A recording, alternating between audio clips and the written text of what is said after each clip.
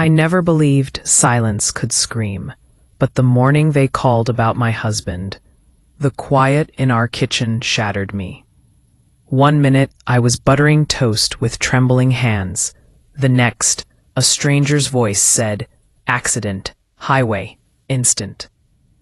I remember staring at the clock, thinking it must be wrong, because he hated mornings.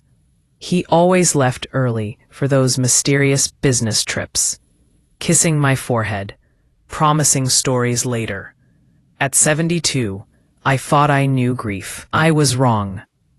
This was colder, sharper, like discovering the world had quietly removed its floor beneath me, forever, without warning or mercy.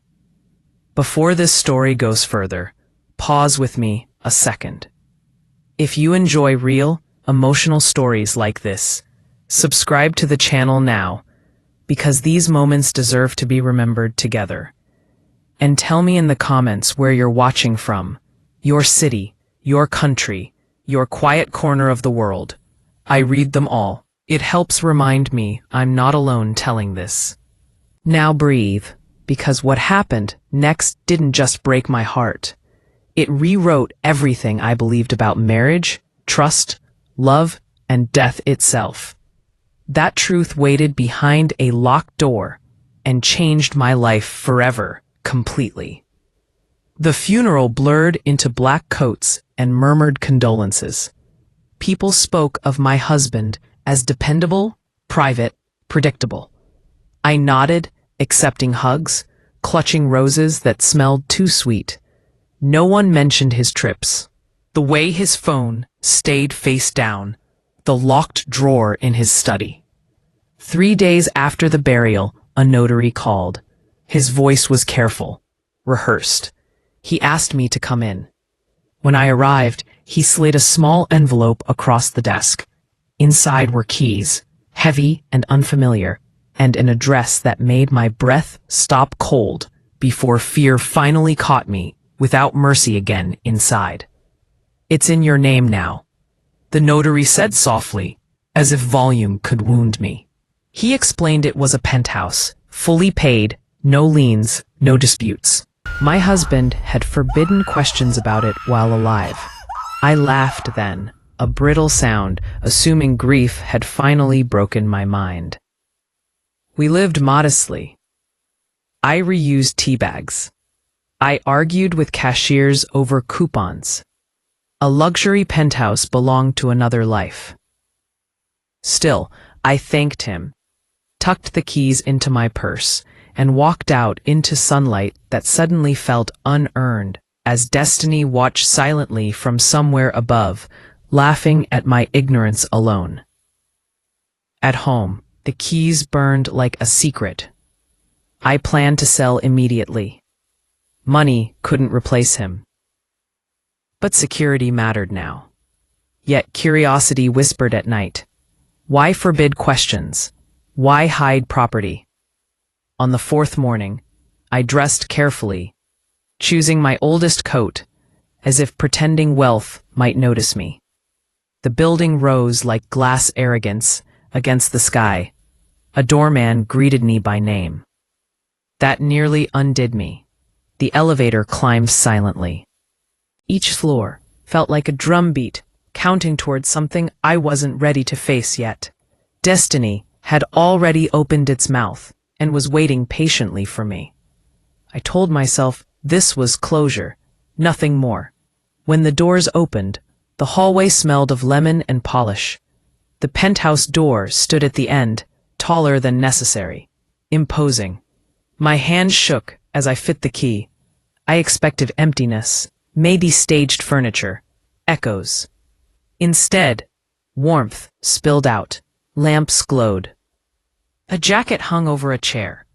The television murmured. I stepped inside, heart hammering, brain scrambling for logic, because grief can mimic madness. Then I saw movement in the living room, slow, deliberate, human movement that destroyed denial instantly and turned fear into something far worse inside my soul. A man sat on the sofa, legs crossed, reading the newspaper like it was any ordinary afternoon. His hair was familiar gray. His hands, those hands I'd held in hospitals, folded the page calmly. Time stopped. My mouth opened, but sound refused to exist. He looked up slowly. Our eyes met. Recognition sparked, followed by something colder. Not guilt, calculation. In that instant, I understood the accident had not been an ending. It had been a door. And I, foolishly grieving, had just walked through it willingly, without understanding the cost awaiting me, or the truth behind his smile then. He stood before I could run. He said my name the way he always did. Gentle. Practiced. I staggered backward, hitting marble. Questions screamed inside me, but shock blew them shut. He wasn't a ghost. He wasn't injured. He was alive. Very alive. He reached out, then stopped himself, as if remembering rules. You weren't supposed to come yet, he said quietly. Those words chilled me more than seeing him breathing, because they meant this moment was planned.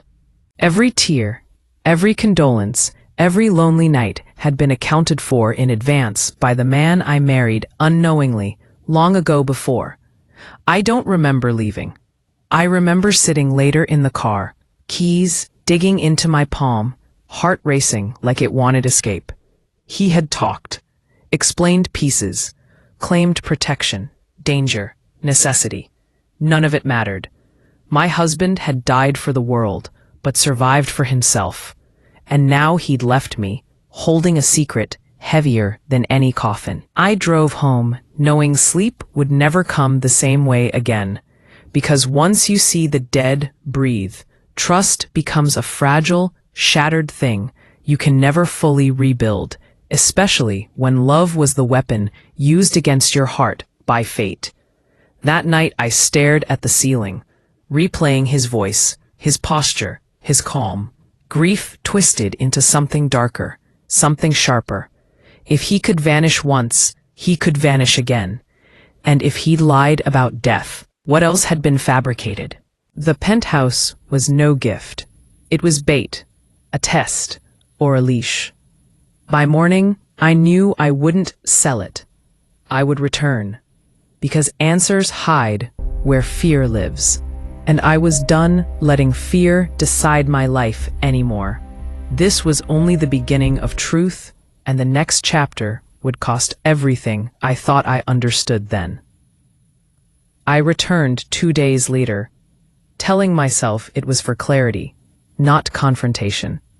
The city felt sharper, louder, as if it knew I carried a secret that didn't belong in daylight. The doorman smiled again, respectful, unquestioning, which unsettled me more than suspicion would have. Upstairs, the door was unlocked this time. I paused, listening. Soft music drifted out, something slow and expensive. When I stepped inside, he was standing by the window, hands behind his back, watching traffic like a man with nowhere left to run. He didn't turn immediately. He knew it was me. You look tired, he said, as though I'd simply returned from shopping. That familiarity snapped something in me. I demanded answers then, real ones, not fragments wrapped in concern. He sighed, finally facing me, and for the first time I saw age in him that hadn't been there before. Not years, but weight. He told me his name still existed on documents that could destroy people, powerful people. Decades ago, he'd agreed to move money, information, favors. He called it consulting. I called it lies. When he tried to touch my arm, I stepped back. He explained the accident carefully. The body wasn't his. The fire made identification easy to manipulate. He'd prepared it for years, slowly, patiently.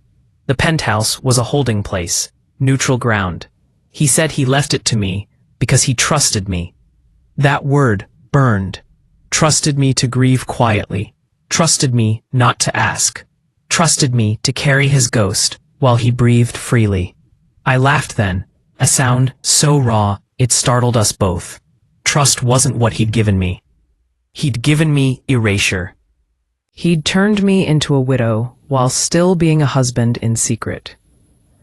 I asked why he hadn't taken me with him. His answer was rehearsed.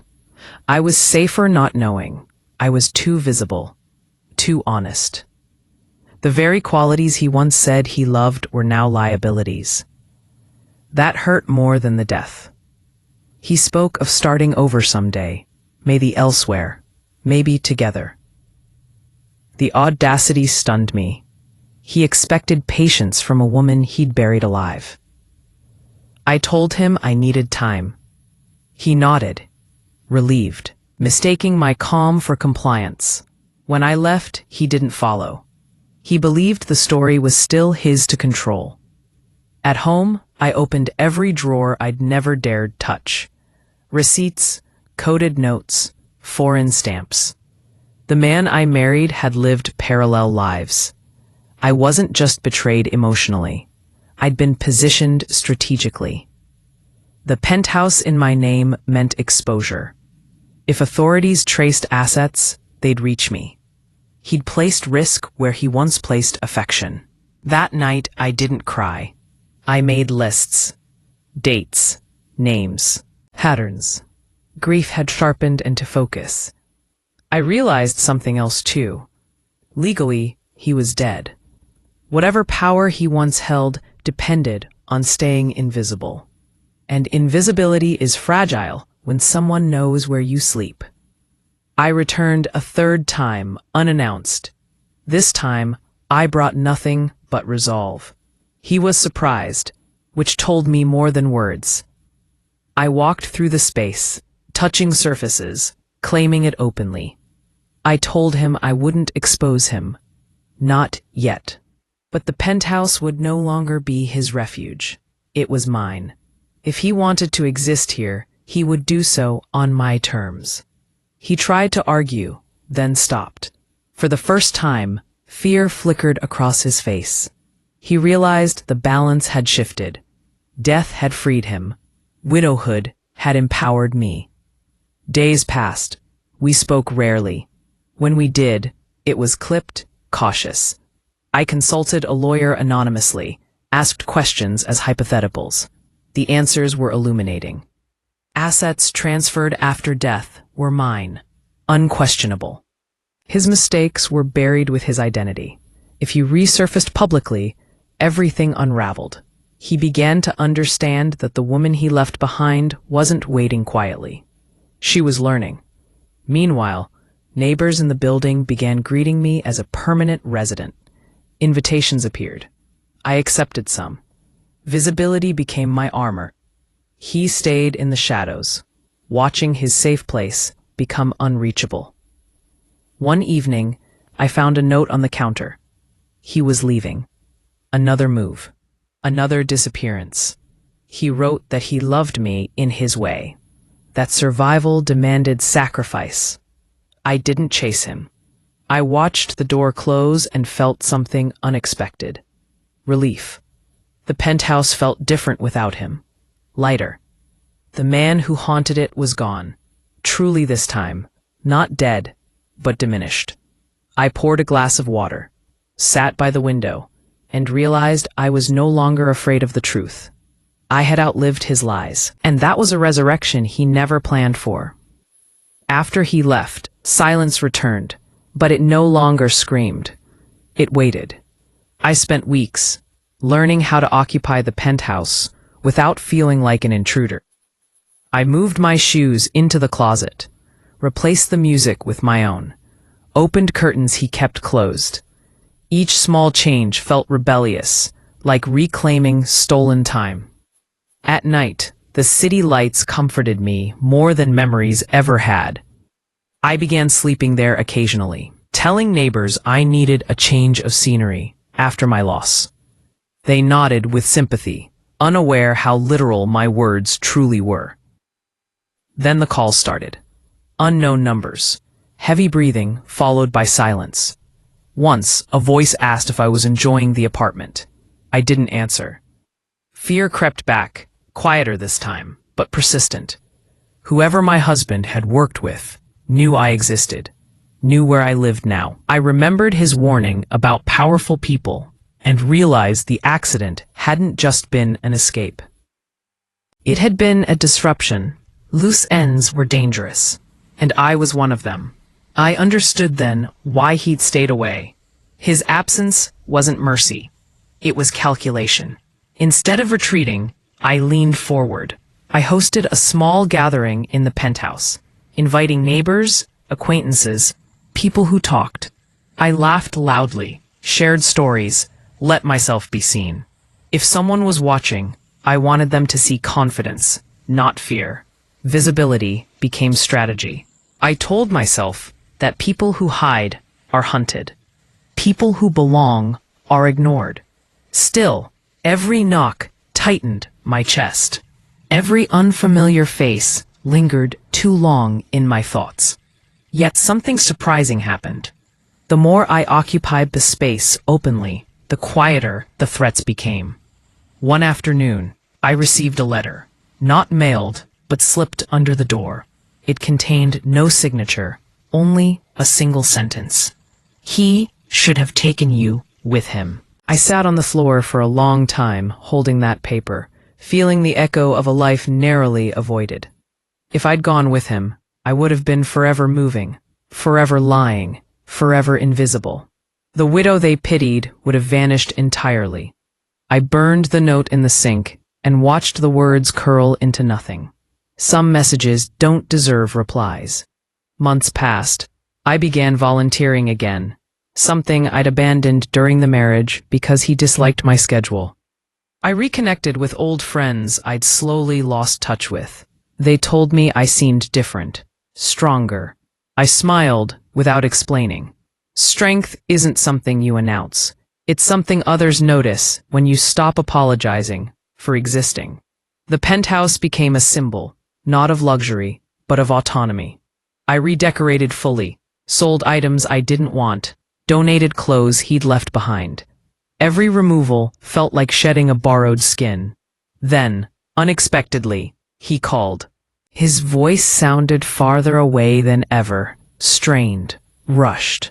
He said there were problems, he needed help. The irony almost made me laugh. The man who'd erased me now needed the woman he'd underestimated. I listened without interrupting. He was being pressured. Someone suspected the death wasn't real. Money was missing. He wanted me to move funds, to sign documents. I told him no. Calmly, clearly. He begged, promised explanations, promised honesty at last. I declined again. Silence followed. When he spoke next, it was with bitterness. He accused me of betrayal. I ended the call.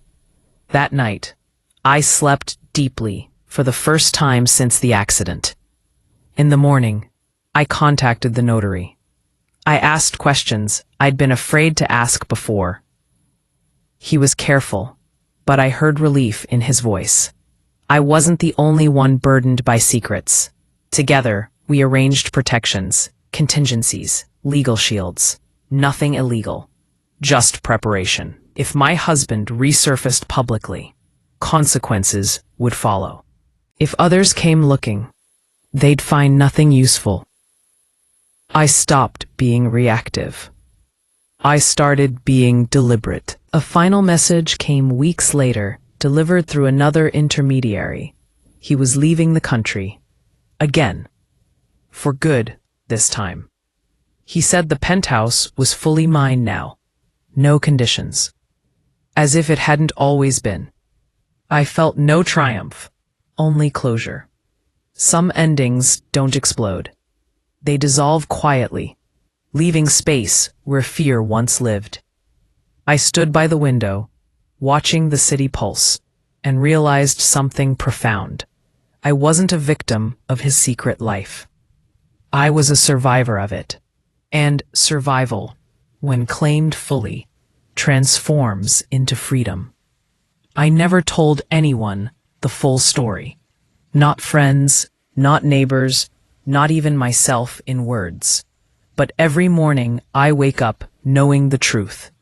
Death did not take my husband. Lies did. And they freed me in the process. I carry that knowledge gently, like a scar that no longer aches.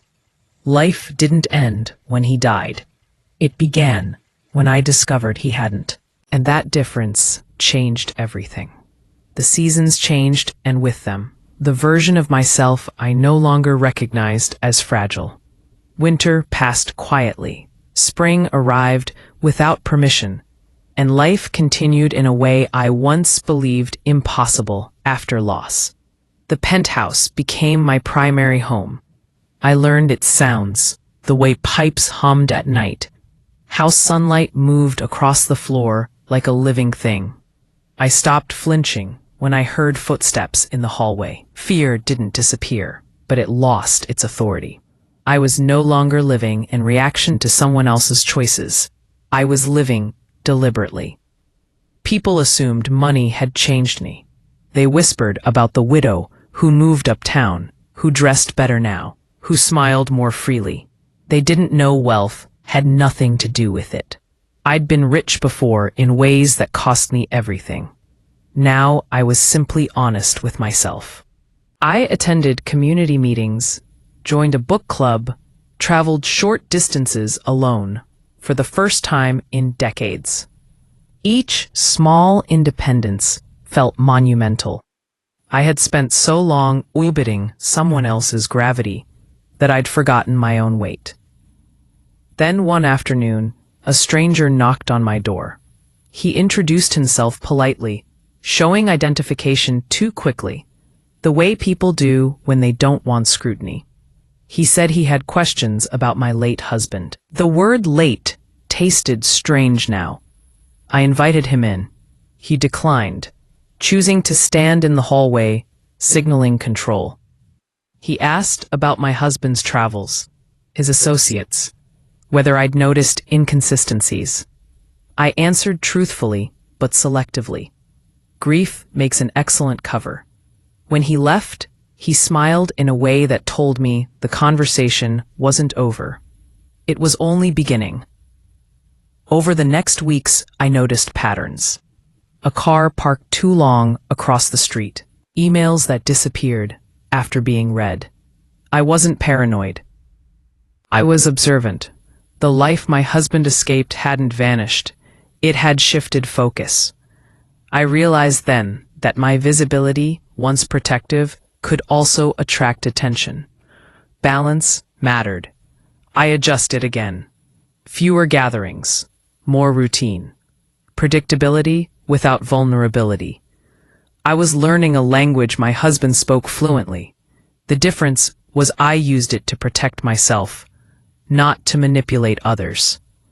One evening, while sorting through old files I'd brought from our house, I found something I'd missed before. A letter addressed to me, dated years earlier, never sent. In it, my husband apologized for a future he knew he was building without me. He wrote about fear, about being in too deep to exit cleanly. He said loving me was the only honest thing he'd done. I read it twice, then folded it carefully. It didn't absolve him, but it explained something. People don't always lie because they're cruel. Sometimes they lie because they're trapped. Understanding that didn't soften the damage, but it freed me from carrying unnecessary anger. Not long after, the investigation intensified. I was contacted formally this time, asked to provide documents. I complied fully. Transparency was my shield. Each interview chipped away at whatever illusion remained that I was uninvolved. Eventually, the questions slowed. Interest faded. Whatever storm my husband fled had found another direction. I exhaled for the first time in months. Survival had become sustainable. I began mentoring younger women through a local program, sharing lessons without telling stories. Boundaries, independence, trust tempered with awareness. They listened closely, sensing experience beneath my words. I never portrayed myself as wise, only honest. Honesty, I learned, resonates louder than advice. At my age, people expect you to fade quietly. I chose instead to remain present. One night, standing alone on the balcony, I thought about the moment I'd opened the penthouse door and seen my husband alive. That shock had split my life into before and after. But the after wasn't defined by him anymore. It was defined by choices I made when everything familiar collapsed. Grief had been the entry point. Agency was the outcome. I no longer wondered where he was or what became of him. Some questions don't lead anywhere worth going. I'd buried him twice, once in public, once in private. Both were necessary. I raised my glass to the city lights, not in celebration, but in acknowledgement.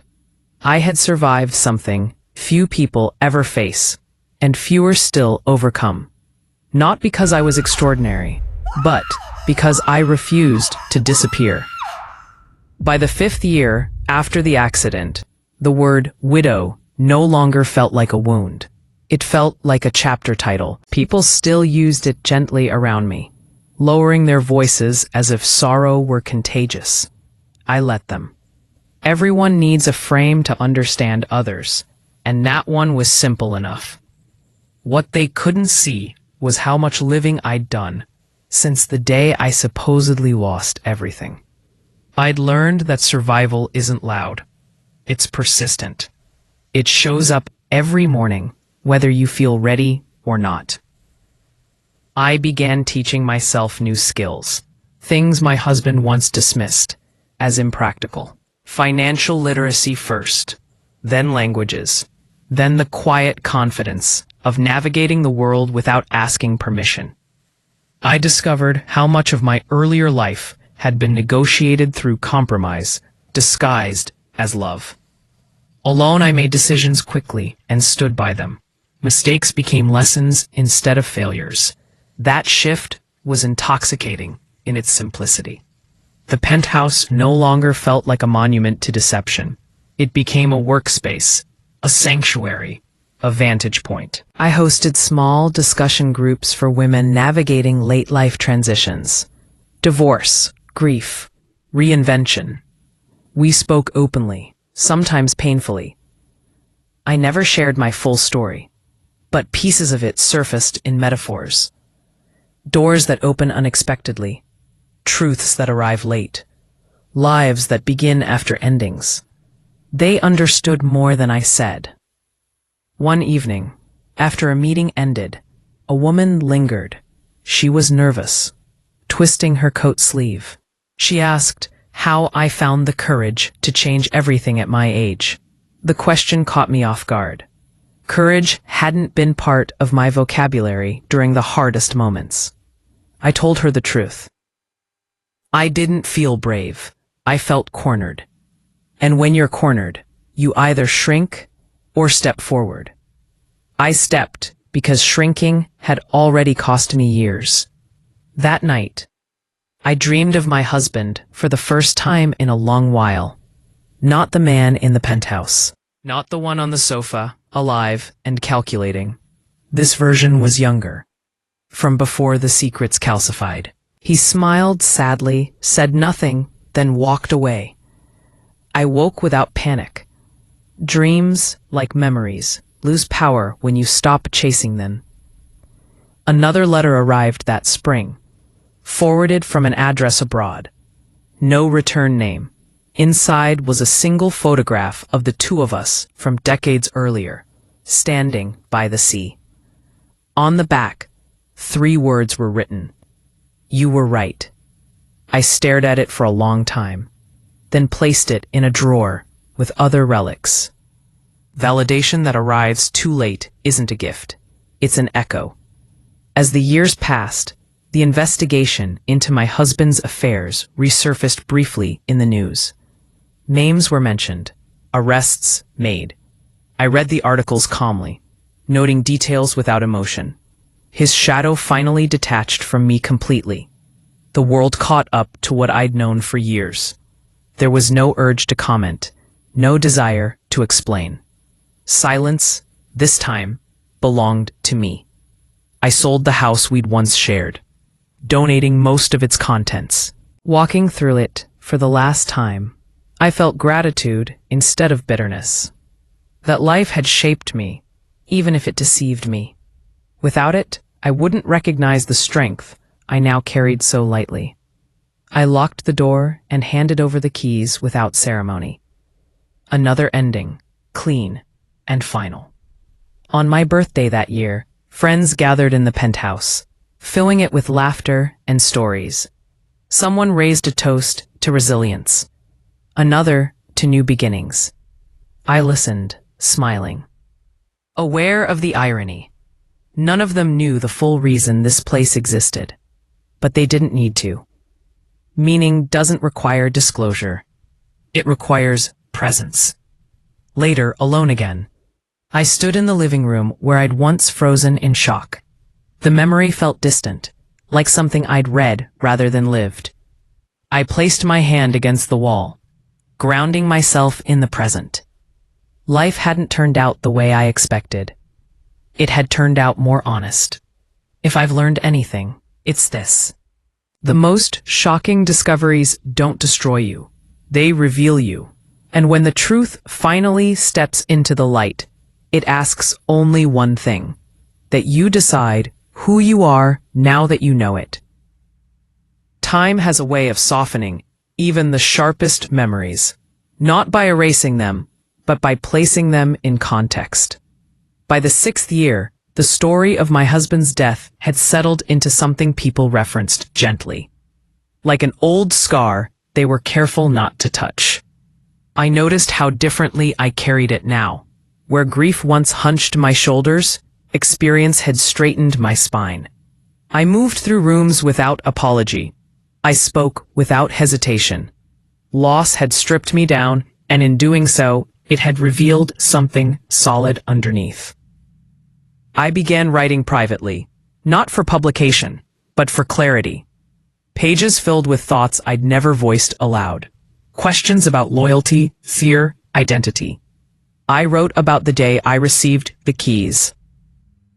About the way metal felt heavier when it carried truth. I wrote about the moment I saw him alive, how my body reacted before my mind could catch up. Writing didn't reopen wounds. It organized them. It allowed me to see patterns instead of pain. In ink, the chaos made sense. Occasionally, someone new would enter my life and ask careful questions. Had I ever thought about remarrying? Did I miss companionship? I answered honestly. I missed honesty more than companionship. I wasn't closed to love, but I was unwilling to negotiate myself again. Independence had become non-negotiable. That clarity felt like peace. The penthouse changed again as I did. I converted one room into a small library. Walls lined with books I'd always wanted to read but never had time for. History, philosophy, biographies of women who reinvented themselves late in life. Their stories felt familiar. Reinvention wasn't rebellion. It was continuity. Another room became a quiet workspace overlooking the city. From there, I watched people hurry through lives they believed were fixed. I knew better now. One afternoon, while sorting through old correspondence, I found a document that made me pause. It was an early draft of my husband's will, dated long before his disappearance. In it, he'd left everything to me unconditionally. No contingencies, no hidden clauses. It suggested that at some point, his intention had been simpler. He'd changed it later, layering secrecy over sincerity. That realization brought an unexpected tenderness, not forgiveness, but understanding. People are rarely one thing. They are accumulations of choices, some made in fear, others in love. I decided then to establish a small scholarship fund using part of the assets he'd left behind. Nothing flashy, just quiet support for women returning to education later in life. It felt right to redirect resources born of secrecy into opportunity. When the first recipient wrote to thank me, describing how the assistance allowed her to start over, I cried. Not from sadness, but from alignment. For the first time, the inheritance felt clean. As years continued to pass, the city changed around me. Buildings rose and fell. Familiar shops disappeared. Life moved forward relentlessly.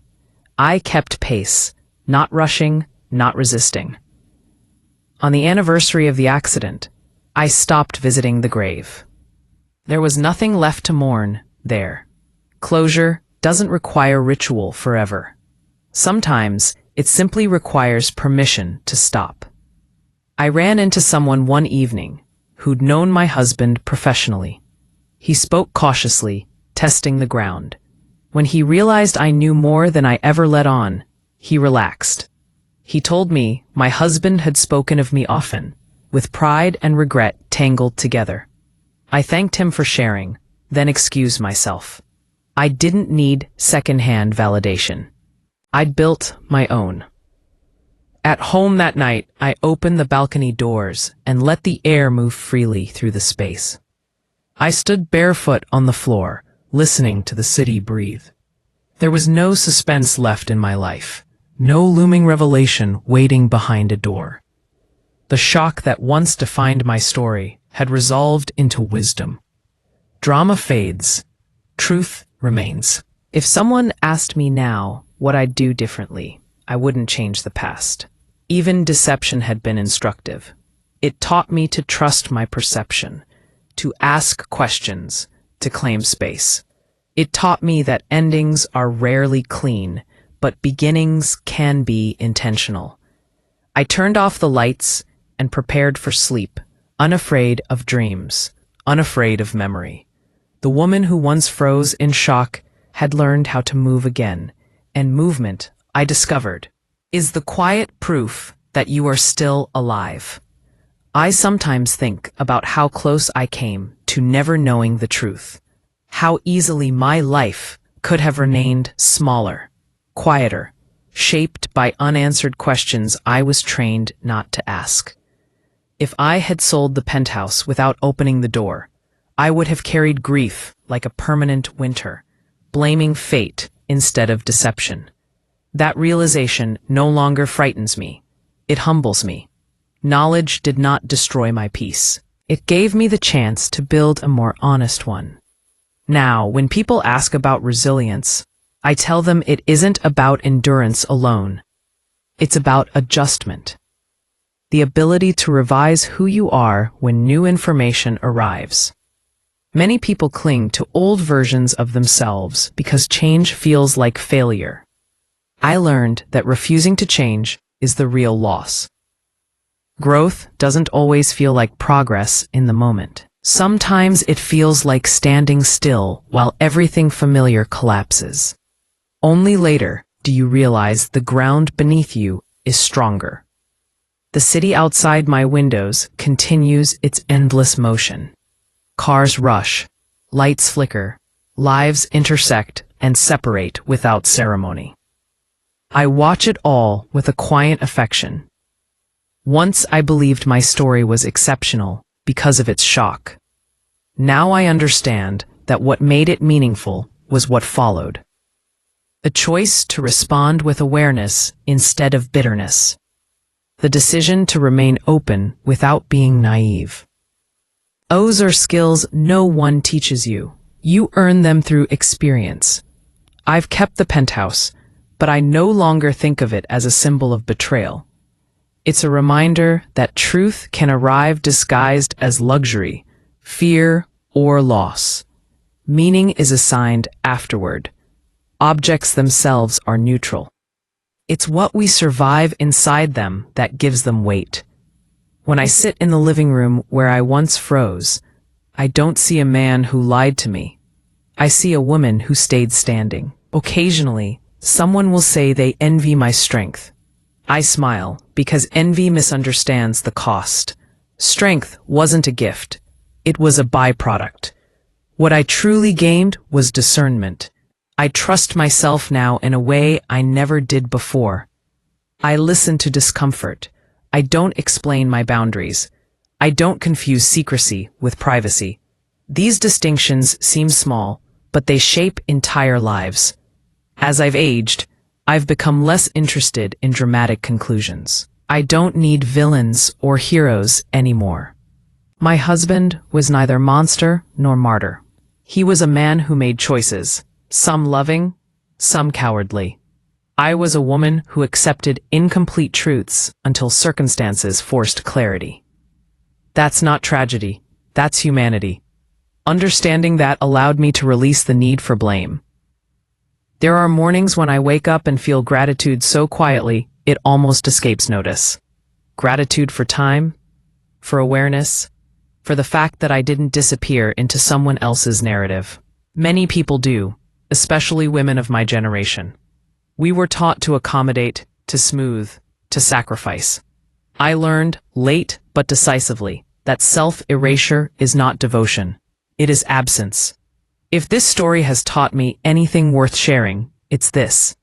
Pay attention when something feels withheld. Curiosity is not disrespect. It is self-respect. Love that demands silence is not protection. It is control. And endings that arrive disguised as catastrophe can sometimes be invitations, if you're willing to look at them directly.